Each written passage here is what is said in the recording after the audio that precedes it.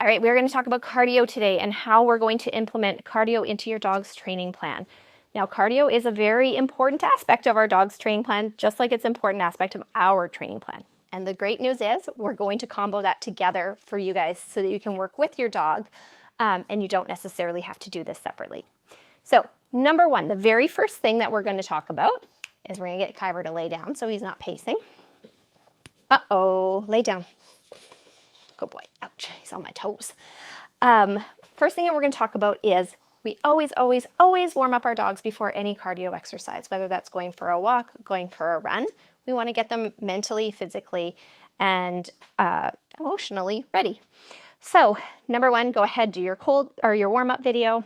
Number two, if you want to choose to do cardio as like a jog when the weather is nice and it's okay for you to be outside, so meaning it's not too hot and not too cold, we're going to go ahead and start really small. So our cardio exercises, excuse me, no, I need you to lay down, please. Lay down.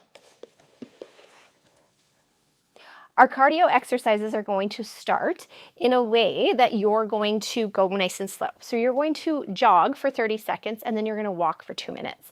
So you're going to do only a few sets of this, 5 to 10 at the most when you're first starting. So for some dogs or for some humans, we may only do 2 to 3 sets of this where we're going to jog for 30 seconds, walk for 2 minutes, jog for 30 seconds, walk for 2 minutes.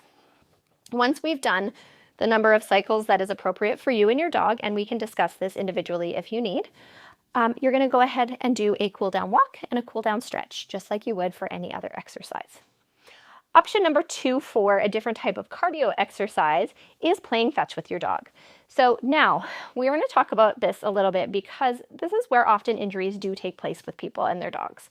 So they get off the couch or get off the floor, you go outside and you chuck the ball. And what do? They either slam their feet into the ground and hurt their shoulder, or they run and hurt their knee. So those are 2 very common injuries with our dogs. So number 1, making sure we're warming up before we play fetch. And number 2, we're going to retrieve to a dead ball. So what is a dead ball? That means your dog is going to stay beside you. You're going to throw the ball. You're going to let it stop moving. Then you're going to release them to the ball. Now, this eliminates that big pounce, and it also just creates more control around retrieving and a less likelihood of becoming an obsessive retriever. I have retrievers, so it's really easy for that to happen. So when your dog comes back to you, we're not going to just throw it again right away.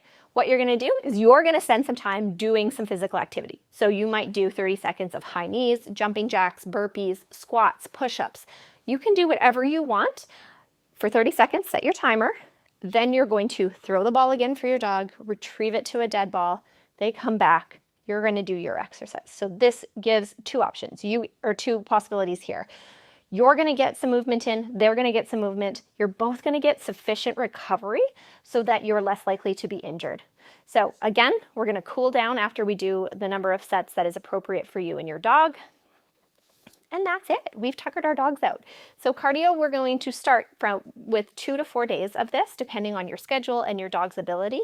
And we can build up or keep it at that. It's totally up to you and customizable to what you and your dog need.